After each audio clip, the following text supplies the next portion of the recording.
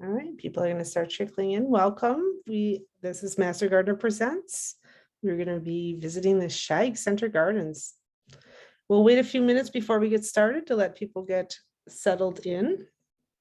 If this is your first time using Zoom, you have some tools on the bottom for a chat or for Q&A. You feel free to put questions in anytime. We'll probably take them at the end.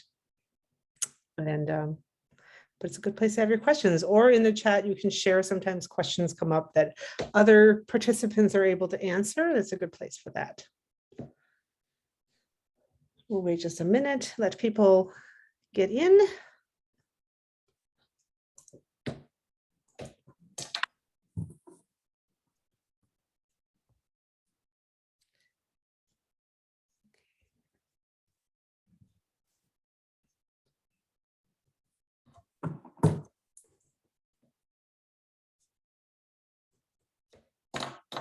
If anyone's having any technical problems, you can put something in the chat and I can try to help you if you can't see us or you're unable to hear it or make something work.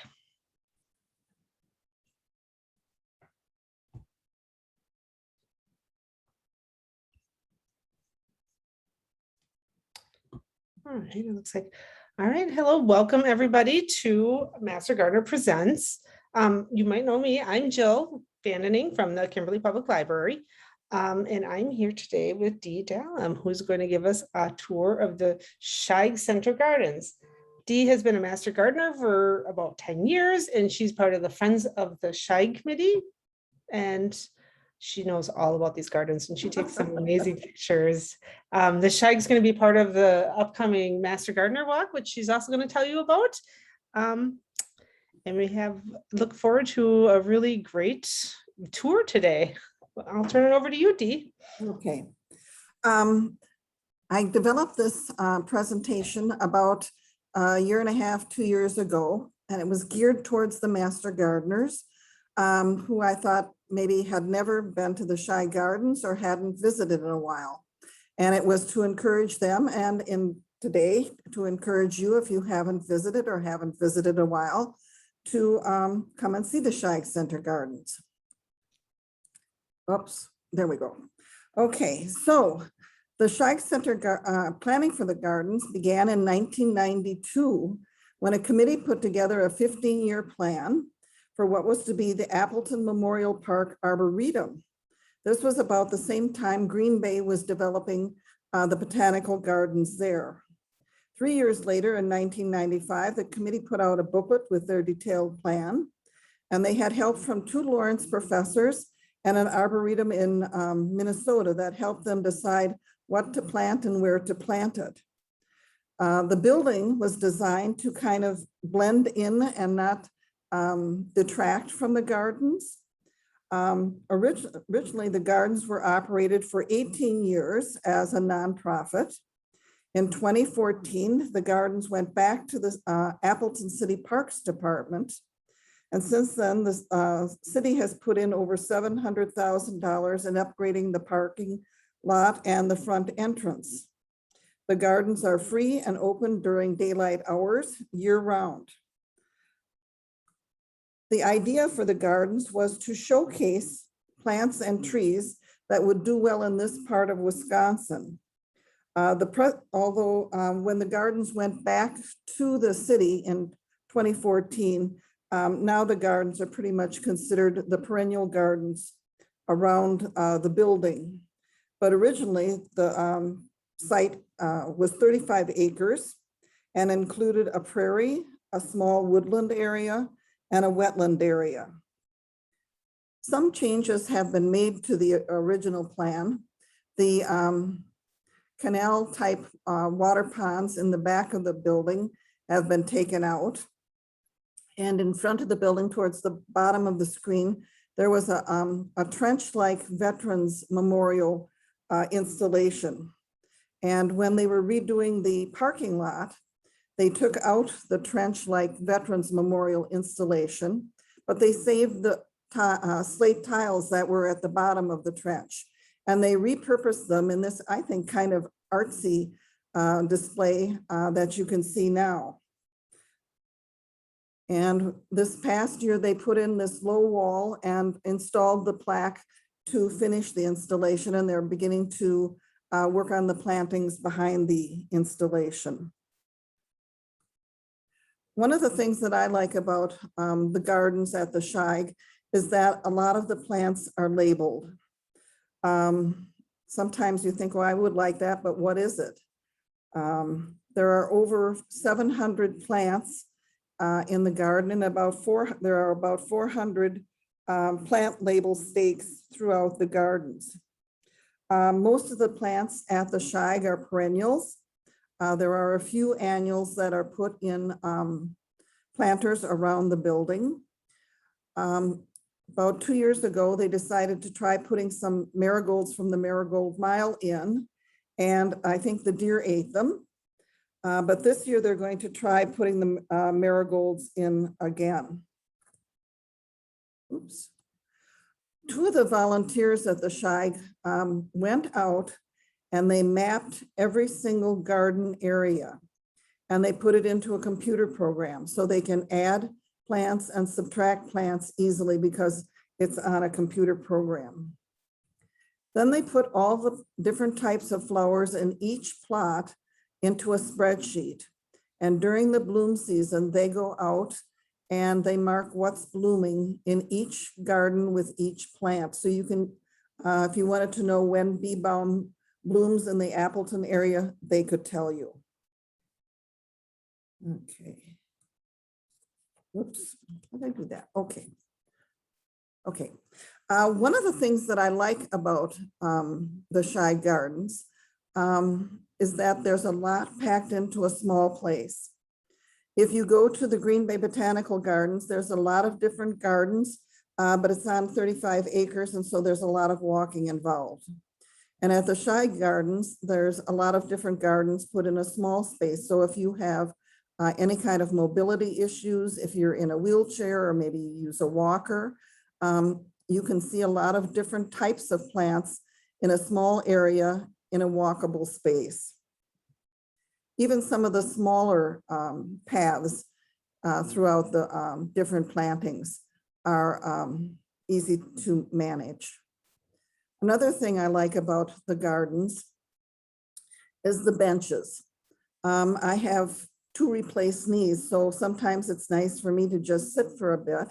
And throughout the gardens, there's all types of benches like this one and the picnic table in the background, scattered all throughout the garden. So you can just take a rest if you need to, or just sit and enjoy the ambiance of the gardens.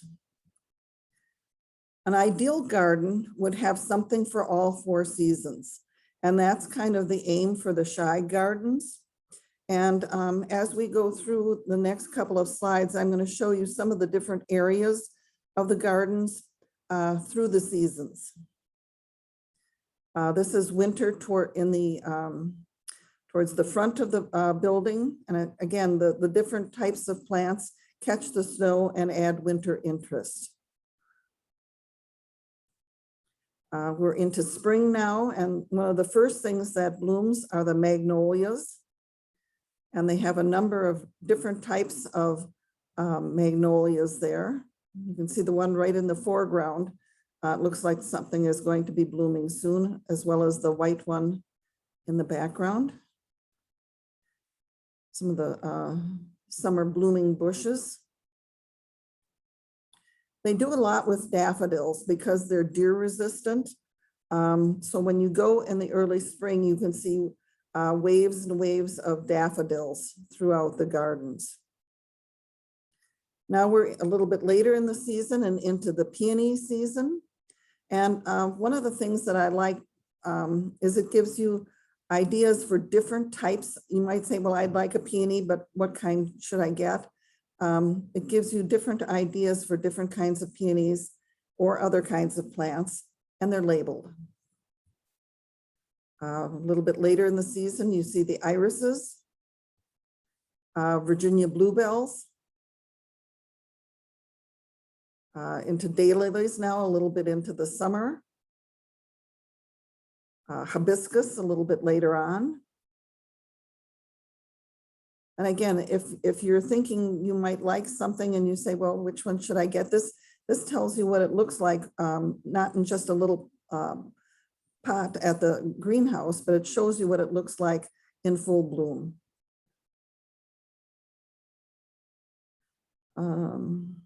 This is another section of the gardens. And you see they have a red bud blooming here. This is the rose garden. And again, one of the things that you'll see throughout some of the pictures that I'm going to show are these arbors. And the arbors sometimes are used to make an entrance statement. Sometimes they're used as trellises. And in this case, they're kind of used as a frame, in this case, to frame the statue to create kind of a focal point. And you can see someone who visited the gardens has a sense of humor and knows how to knit. And again, another use of the trellis to create a focal point. This is a little bit later on in the season, and again, as an entranceway and a focal point, a frame to create a focal point. These are in summer, some of the roses that you would find in the rose garden.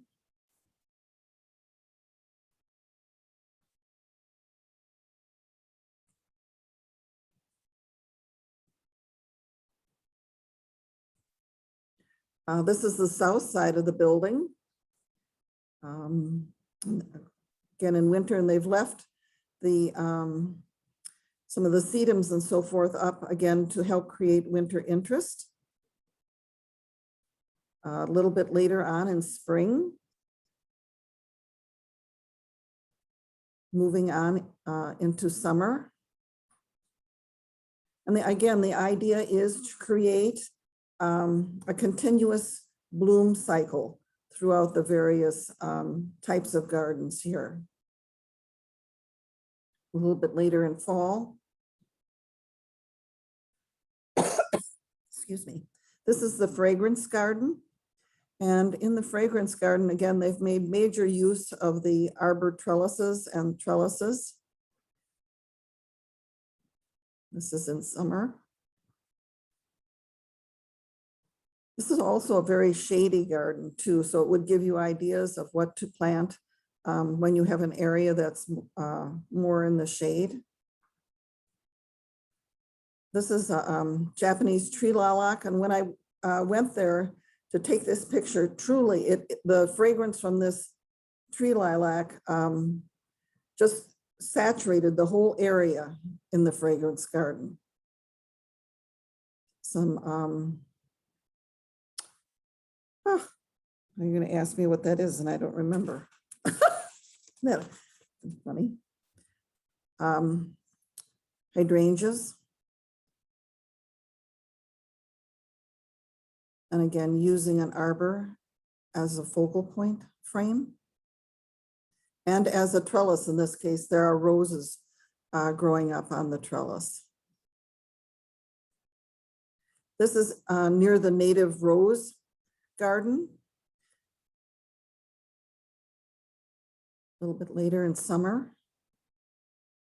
And they've used the two arbor benches to kind of create a frame, and then they have the focal point, the round planter with the tree in the center to kind of bring your attention into the focal point. It's the same garden a little bit later in the year when things have filled out a bit more. This is there is a native, not only the fancy roses, but then there's examples of native roses as well. This is an example of how you can create a monochrome scheme in your garden. Everything in this particular planting at this time of the year is some shade of purple, and it's kind of planted in waves of color. This is a penstemon. And again, Even the clematis is in purple. This is a little bit later on in the season. The purples are starting to fade. And so they've planted the daisy-like flowers in white to create a different color palette and to fill in when the purple fades away. It's a little bit earlier in the year. This is kind of what it looks like before. This is what it looked like during. You can see they've laid out all the different plants that are going to go into this bed.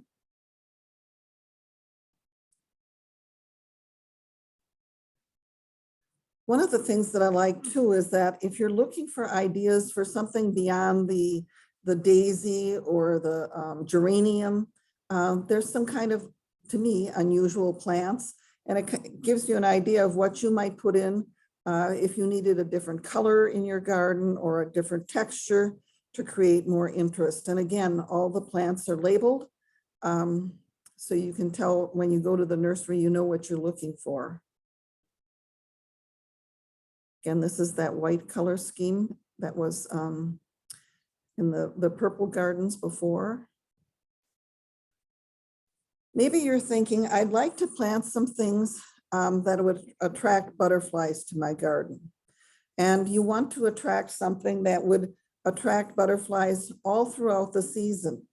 And so by visiting this part of the garden at various times in the season, you can see what is blooming that would bring the butterflies into your garden. And there's even a billboard there that would give you some ideas too. In the front here, we have bee balm, looks like some Joe Pye weed in there. I think this is Russian sage. And again, you're adding color and texture to the garden, as well as attracting butterflies to your garden. This is the purple plants are a low-level bee balm. One of the things that's in the butterfly garden or near the butterfly garden is this kaleidoscope. And if you're a kid or maybe just a kid at heart, you can take a peek, give the dish a spin, and check out the images that you see in the kaleidoscope.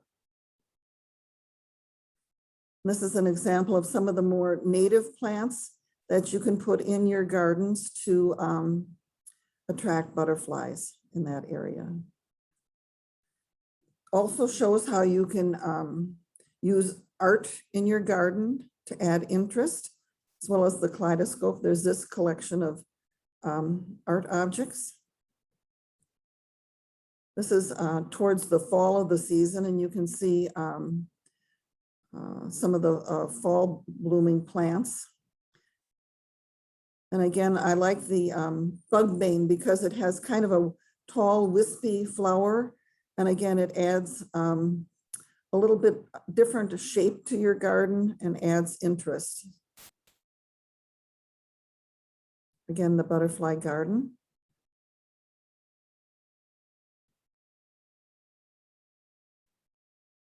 I think this is Joe Pye weed.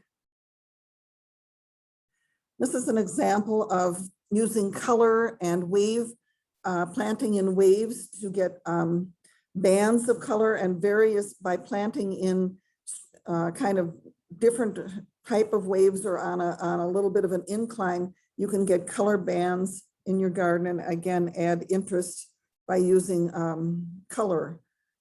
Here they've put the black-eyed Susans in the front and in the back to repeat the color again. Now, this garden no longer exists. When I shot these photos probably 2 years ago, this was the native plants garden. Every plant in this particular garden has been cut down or removed, and all that's left are the pavers, and everything in this garden is going to be redone. It's a kind of a work in progress if you go there now. They're going to reconfigure the pavers into more, I think, more of a circular type shape. But if you were, I'll just show you some of the plants that they put in the native plants garden. Some of the rudbeckia, the yellow flowers, the bee balm. I have no idea what some of these plants are. But it was really quite impressive. And they'll redo it and replant it to kind of, they'll put in some drip line watering systems and so forth to make the gardens, this particular garden, a little easier to keep up. But I thought some of these plants were, the shapes of some of these plants were quite interesting. So you'll have to come back in about a year to see how this garden progresses. And again, you can see how tall some of those native plants are by comparing them to the height of the trellises in the fragrance garden. Now, the Scheig building is sided in wood, and wood siding like this needs painting every couple of years. But that's kind of hard to do if you have vining plants that go up the side of the building. So this particular trellis was built to solve that problem. And if you have wood siding, maybe this is an idea that you could use. At the bottom of the trellis, there's a hinge. And when it's time to paint, you just release the hinge. The trellis falls, comes forward, lays flat, you paint behind it, and you're good to go.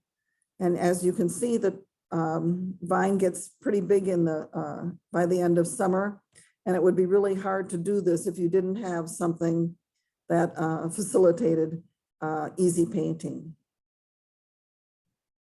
This is the north side of the building and a little bit more shady area. And you can see how it's all pretty much green, but they've used different shades of green, variegated plants with different leaf structures to create interest in this garden. Honeysuckle, this is honeysuckle. They have honeysuckle vines growing on the trellises as well. And here they've used the pulmonaria plants, with the green plants with the spots. The plants bloom early in spring.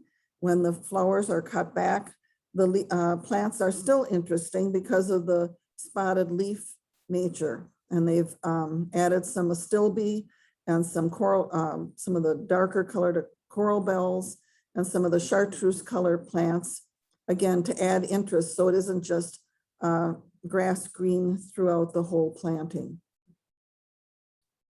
And again, a close-up version of that using the variegated leaves and the ribbed leaves and the chartreuse leaves to add interest to your garden. This is the east side of the building, gets a little bit more sun. And again, this is planted so that there are things that bloom throughout the season.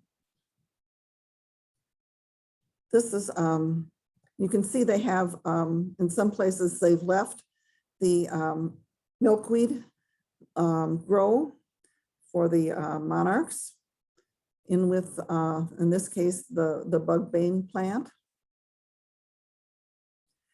Now, if you venture beyond the building a little bit, you can walk out into the wetland area. And if you go out this path, it's the Storybook Path. And if you, this is especially built for children.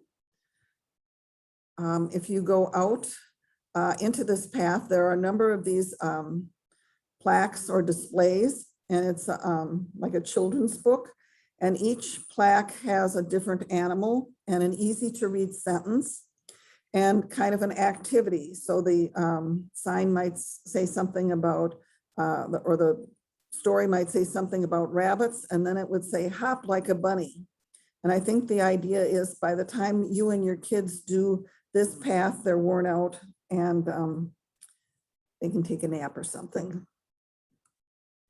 Now, if you look to the south of the Scheig building, there's a rather large wetlands area. And when I worked there volunteered there a number of years ago, I would look out from the sidewalk and this is what it looked like. And I thought, well, swampy ground and cattails. How interesting can that be? You know, this is, once you've seen one cattail, you've seen them all.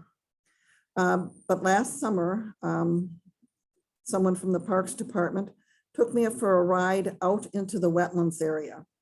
And I was absolutely stunned. It is absolutely beautiful out here. There are a number of ponds. There are mowed walking paths in and out and around about the ponds. So even though the Scheig building is only about a half a mile from Highway 00, by walking around the ponds and in and out and around out in this area, you can walk for quite a long time and see the beautiful area out there. And you wouldn't even think you were in the city out here. In some places, they have cut back the vegetation so you can actually see the ponds.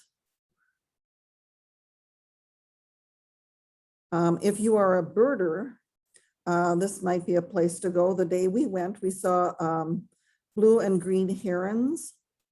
You can also see turkeys sometimes, although they come right up to the building. Nowadays, they're pretty bold. I think this might be an oriole. This is not my picture. This is a picture that I borrowed. Even though sometimes things don't quite work out in the gardens, I think they can still be beautiful. And this tree just intrigued me with the shape, and it's almost like it was put there as a piece of garden art. One of the other areas is the family garden. And I think it's called the family garden because on the other side of the picket fence, there used to be garden plots where you could come with your family.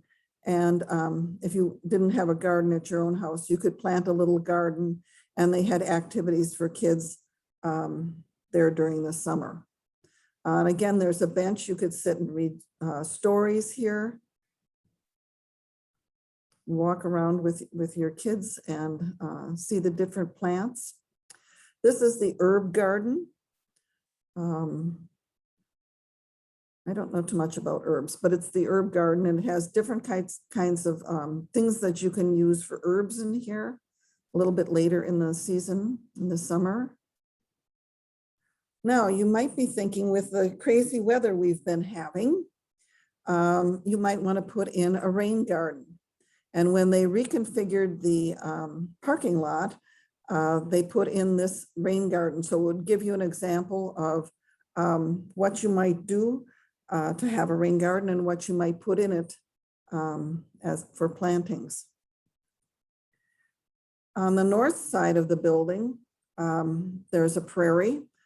And if you were thinking maybe you'd like to have a prairie, if you have big enough yard, you might like to have a prairie plot on your yard. This would give you an example of a mature prairie. And they have mowed paths through, so you could actually walk through. And one of the things that surprised me was I'm about 5'2", and so are these plants.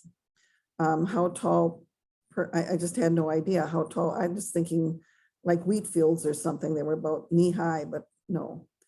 During the winter then, all of these plants kind of mat down and become kind of a solidish mat on the ground. So in spring, when makes it a little bit harder for the new plants to grow in spring. And so what they do on occasion in the spring is they will come in and do a controlled burn.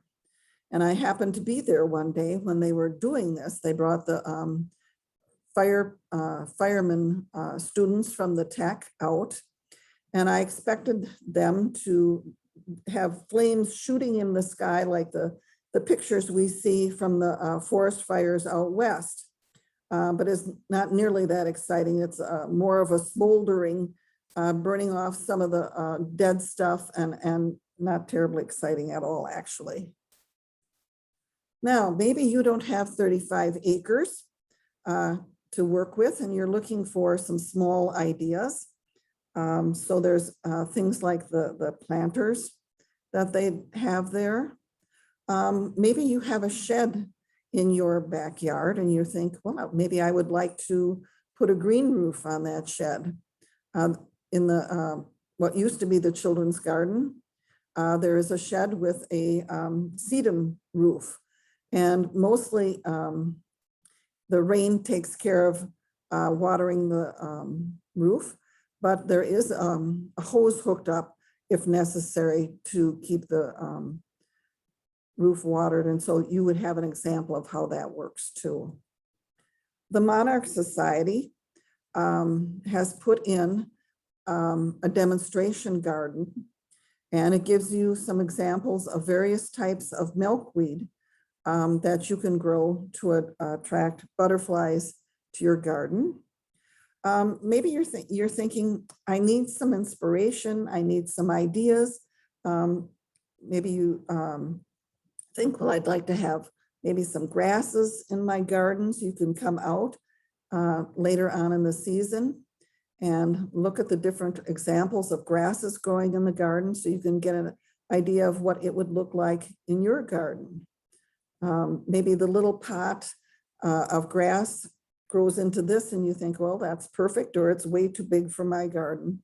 Again, it would give you an idea of what something looks like full grown. Maybe you're thinking, I would like something in my garden for fall interest.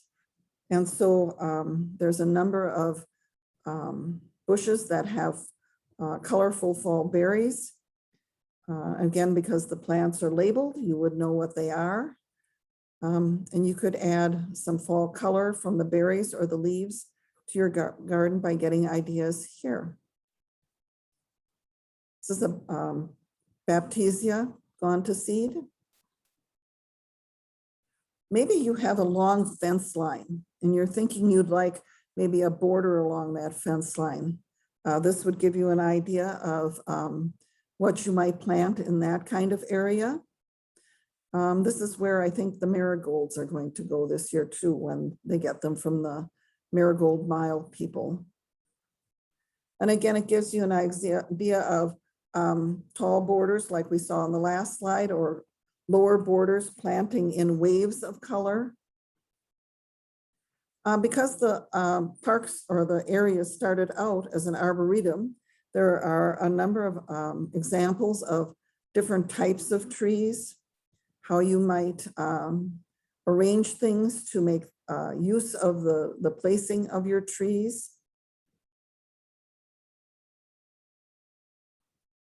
Maybe you have a biggish yard, and it would give you an idea of how to use large boulders in your yard. Now, gardens like this don't just happen. It takes people to weed and plant and hoe and all those water and all those types of things to make gardens like this happen. This is Jim Kinderman. He works for the Appleton Parks Department. When the Scheig Gardens went back to the city, they were talking about what they would do with the area and who would do it. And Jim said, well, he'd kind of like to take that on if he could have two helpers. And they said, well, the job is yours, and maybe we'll give you one summer helper. So that's a lot of work for just maybe two people. That's where Lucy Velichka comes in to the story. She helped organize a friends group and worked on getting volunteers to sign up to help in the gardens. There's an active group of volunteers that work during this the growing season, and they do everything from plant to weed to prune to whatever needs to be done.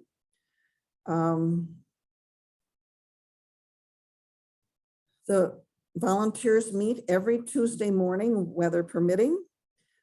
They start at either 8 o'clock or 9 o'clock and work till noon.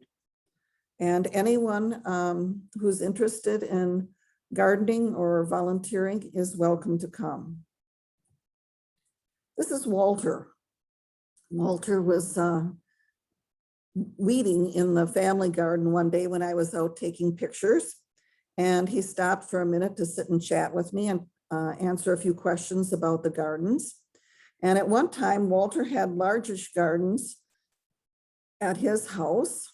And as we sometimes do, we get older and can't maintain largish gardens. And so he and his wife moved into a condo in the city near Memorial Park. And so he didn't have his gardens to work at anymore. So now he comes and volunteers at the Scheig Center Gardens almost every Tuesday and sometimes other days too. So if you stop and chat people up when you see them in the gardens, you can meet interesting people. Sometimes some of the people that we met were birders who were there with just honking big cameras waiting to take pictures of hummingbirds. You just never know. This is volunteering at the Scheig is one place where you can actually sit down on the job. So if you are looking for ideas or a place to get your steps in during the day, or you just want a quiet place to sit for a bit, or a place to volunteer and make a difference, the Scheig Gardens might be a place for you.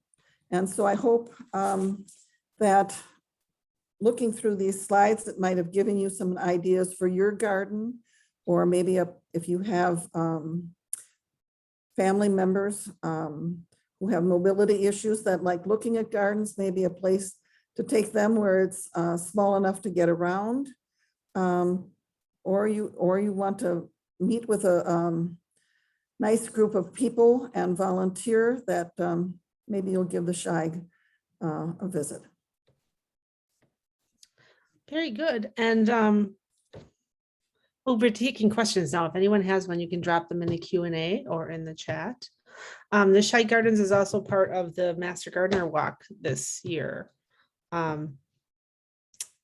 That is happening on Saturday, June 25th from 10 to 4.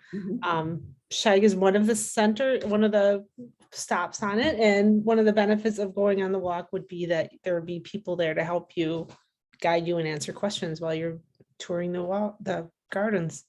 We have actually quite a bit planned. The Monarch Society from 10 to 2 is having an area with activities and games and prizes and that sort of thing for kids. And maybe if you're interested in bees and pollinators, maybe not so bigger kids too like us.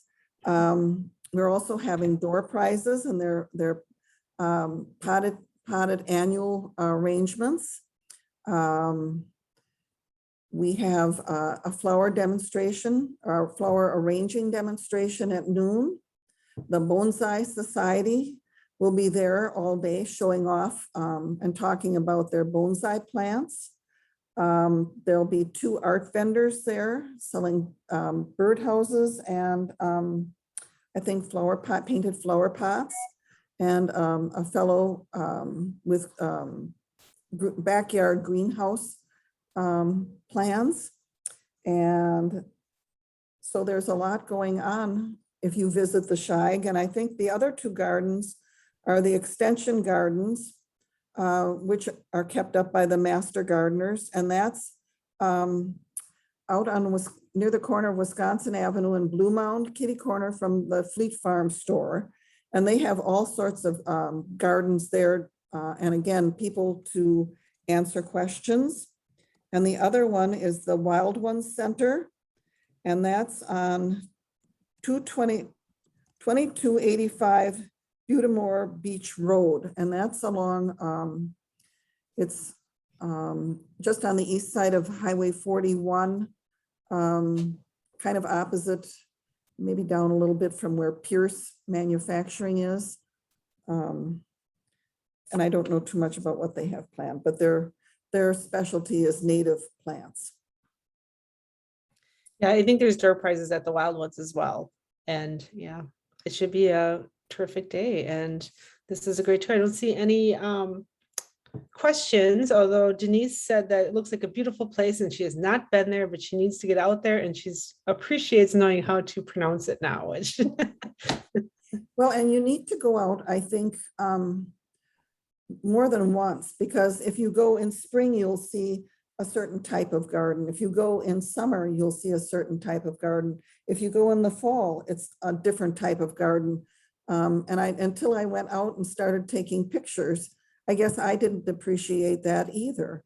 The difference that the start and the end of the season are completely different gardens. So I would say come out more than once. Sounds great. Well, thank you, Dee, for being here with us today. And thank you all for being here and taking our garden tour. And we hope to see you on the 25th to come out and look at the gardens. The garden walk is free this year. Yes. And oh, it looks like somebody is encouraged to sign up to be a volunteer. That's great. Well, and they started out with just a few people. And the last time I talked to them, they had 15 people that day. So it's really a nice group. If you want to get involved and meet nice people, that would be one place to do it. All right, well, thank you very much. This should conclude our thing, and we hope to see you at the garden walk later. Thank you, Dee. There we go. And this.